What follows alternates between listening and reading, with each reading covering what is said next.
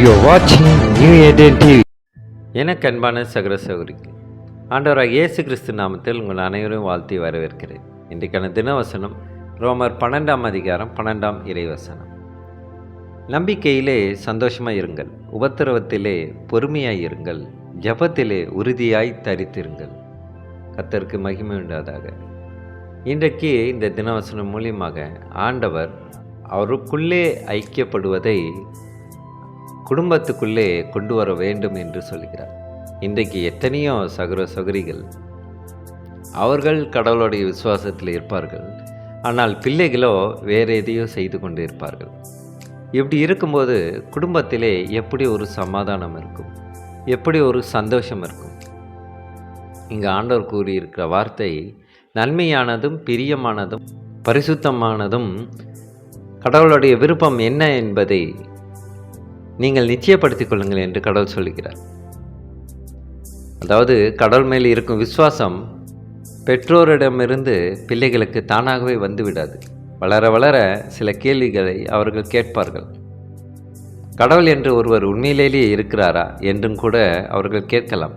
அப்படி கேட்கும்போது கடவுளோட வார்த்தை மூலியமாக அவர்களுக்கு நாம் பதில் தருவோமா?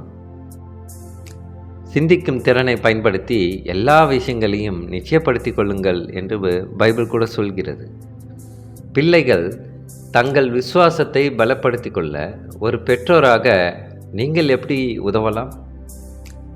பைபிள் சொல்வது உண்மை என்பதற்கான ஆதாரங்களை கண்டுபிடிக்க கற்றுக் கொடுங்கள். அதாவது பெற்றோர்கள் கற்றுக் கொடுக்க வேண்டும் என்றால் அப்போது பெற்றோர்கள் கடவுளோட வார்த்தையிலே தேறினவர்களாக இருக்க வேண்டும். அப்போது தான் நாம் கற்றுக் கொடுக்க முடியும். உலக படிப்பையே பெற்றோர்களாக அநேக பெற்றோர்களுக்கு அதை கற்றுத்தர இயல முடியவில்லை.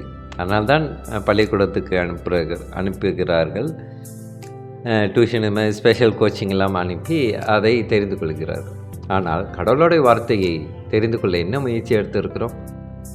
பிள்ளைகள் மனதில் கேள்விகள் வரும்போது பல கடவுளுடைய வார்த்தைகள் பதில் தருகின்றன. இன்றைக்கு எத்தனையோ பெற்றோர்கள் எதையோ குறித்தெல்லாம் கற்றுக் கொடுப்பார்கள், ஆனால் கடவுளோட வார்த்தையை கற்றுக் கொடுக்க மறந்து விடுகிறார்கள். கிறிஸ்துவுக்குள் பிரியமானவர்களே, நாம் அப்படி இருக்கக்கூடாது.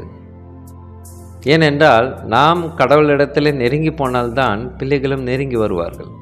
நாம் ஒரு காரியத்தை செய்து கொண்டு இருக்கும்போது அப்புறம் பிள்ளைகள் மட்டும் எப்படி கடவுளுடைய விசுவாசத்துக்குள்ளே வர முடியும்? இன்றைக்கு இதை தான் ஆண்டவர் வெளிப்படுத்துகிறார். உன் பிள்ளைகளுக்கு என்னுடைய வார்த்தையை போதி என்று சொல்லுகிறார். அப்படி போதிக்கும்போது என்ன நடக்கும்? உதாரணத்துக்கு உலக படிப்பை பள்ளிக்கூடத்தில் அவர்கள் போய் படிக்கும்போது கூட கடவுளோட வார்த்தை அவர்களுக்குள்ளே இருந்தால் அந்த படிப்பை கூட மிக நேர்த்தியாக செய்வார்கள். வீட்டில் நடந்து கொள்ளும் விதம் கூட மாறுபடலாம். பெற்றோர்களுக்கு அவர்கள் மதிப்பு தரலாம். கடவுளோட வார்த்தை உள்ள இல்லாதனால தான் அநேக பிள்ளைகள் வீட்டுக்கு ரொம்ப அடங்காமல் இருக்கிறார்கள். அதாவது கடவுளுடைய வார்த்தை உள்ளே சென்றால்தான், ஒரு நன்மை உள்ளே சென்றால் தான் தீமை வெளியே வரும். நன்மை உள்ளே செல்லாத போது அப்போது தீமை எப்படி வெளியே வரும்? இன்றைக்கு அநேக பெற்றோர்கள் இதிலே ரொம்ப சிரமப்படுகிறார்கள். அவர்களுக்கு குழந்தைகளை வளர்ப்பதிலே ரொம்ப சவாலாக இருக்கிறது.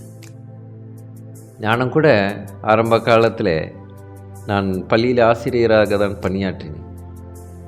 அப்போது அநேக பெற்றோர்கள் இப்படி தான் சொல்வார்கள், தன்னுடைய மகன் மகளை குறித்து மிகவும் கவலைப்படுவார்கள். அப்போது நான் ஆறுதல் படுத்தியிருக்கிறேன். இப்போது கடவுளோட வார்த்தை மூலியமாக அவர்களுக்கு ஆறுதல் படுத்துகிறேன். இன்றைக்கு இந்த தினவசனம் மூலியமாக நம் ஊழியத்தில் ஒரு செயல்பாடு என்றால் வெகு சீக்கிரத்திலே நம்ம நியூ ஏதேன் டிவியில் குழந்தைகளுக்கான சிறப்பான ஒரு நிகழ்ச்சிகளை இதே காணொளி தொகுப்பு நம்ம தினவசனம் போலவே அதுவும் ஒவ்வொரு அத்தியாயமாக வரும் என்று உங்களுக்கு தெரியப்படுத்துகிறேன். கிறிஸ்துவுக்குள் பிரியமானவர்களே, குழந்தைகளும் கடவுளோட ஆர்வத்திலே ஞானத்திலே வளர வேண்டும்.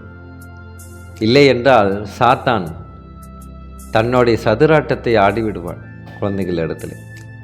அப்போது பெற்றோர்களிடத்திலே குழந்தைகள் சொல்கிறபடி கேட்காமல் இருக்கும்போது அப்போ கடவுள் சொல்வதை மட்டும் எப்படி கேட்பார்கள்? இதை குறித்து நாம் ஆழமாக ஜெபிக்க வேண்டும். இன்னும் அடுத்த வாரத்திலிருந்து நாம் குழந்தைகள் மனம் திரும்புவதற்கு, கடவுளுடைய அன்பில் அவர்கள் நிலைத்திருப்பதற்கு தொடர்ந்து 40 நாள் உபவாச ஜெபத்தை நாங்கள் ஏறெடுக்கிறோம். அதிலே கூட நீங்கள் கலந்து கொள்ளுமாறு உங்களை உற்சாகப்படுத்துகிறேன். கிறிஸ்துவுக்கு பிரியமானவர்களே, இப்படிப்பட்ட கடவுளோட வார்த்தையை மறுபடியுமாக நாம் வாசிப்போம். ரோமர் 12ஆம் அதிகாரம் 12ஆம் இறைவசனம். நம்பிக்கையிலே சந்தோஷமாய் இருங்கள், உபத்திரத்திலே பொறுமையாய் இருங்கள், ஜெபத்திலே உறுதியாய் தரித்திருங்கள். கர்த்தருக்கு மகிமை உண்டாதாக. இன்றைக்கு நாம் நம்பிக்கையிலே, அவருடைய நம்பிக்கையிலே வளர வேண்டும். கர்த்தர் என்னுடைய எல்லா விஷயங்களுக்கும் பதில் தருவார் என்று விசுவாசிக்க வேண்டும். மிக கடினமான சூழலில் கூட அவர் என்னை ஒருபொழுதும் கைவிட மாட்டார் என்று சொல்ல வேண்டும். என்ன பிரச்சனைகள் வந்தாலும், என்ன போராட்டங்கள் வந்தாலும், நான் ஜெபம் செய்வதை ஒரு நாளும் நான் தளர்த்திட மாட்டேன், நிறுத்திவிட மாட்டேன் என்ற உறுதிக்குள்ளே நாம் வர வேண்டும். கிறிஸ்துவுக்குள் பிரியமானவர்களே, நாமும் சரி, குழந்தைகளுக்கும் சரி, கடவுளுடைய அன்பு மிகவும் நெருக்கத்தில் வருவதற்கு நாம் ஜெபிப்போமா? சோத்திரகத்தாவே துதிக்கிறோம் எங்கள் அன்பின் நேசரே. அப்பா, இந்த தினவசனம் மூலியமாக நீர் எங்களுக்கு வெளிப்படுத்துகிறீர் ஆண்டவரே. அப்பா, நாங்கள் உம்மிடத்தில் வருவது மட்டுமல்ல, எங்கள் பிள்ளைகளும் வர வேண்டும் என்று நீர் எதிர்பார்க்கிறீர் ஆண்டவரே. நன்றி அப்பா. அப்பா, எங்கள் அன்பு சகோதரிகளுடைய குழந்தைகளுக்காக நான் ஜெபிக்கின்ற கர்த்தாவே, அவர்கள் உங்கள் அன்பிலும் ஞானத்திலும் வளர தேவ கிருபை செய்யும் ஆண்டவரே. உம்முடைய ஜீவனுள்ள வார்த்தைகளை, நீர் செய்த காரியங்களை குறித்து, நன்மையான காரியங்கள் அனைத்தையும் குறித்து அவர்களும் சிந்திக்க விதமாக தேவ கிருபை செய்யும் ஆண்டவரே. அப்பா, இன்றைக்கு இந்த இணையதளமாக இருந்தாலும் சரி, இந்த தொழில்நுட்பம், இந்த மொபைலில் அடிமைப்பட்டு இருக்கும் அநேக குழந்தைகளுக்கான ஜெபிக்கின்ற கர்த்தாவே, அவர்கள் அதிலிருந்து மீண்டு வெளியே வர தேவ கிருபை செய்ய மாட்டார். சோத்து கர்த்தாவை துதிக்கிறோம், இயேசு மூலியமாக ஜெபிக்கின்றோம் நல்ல பிதாவை. ஆமென்.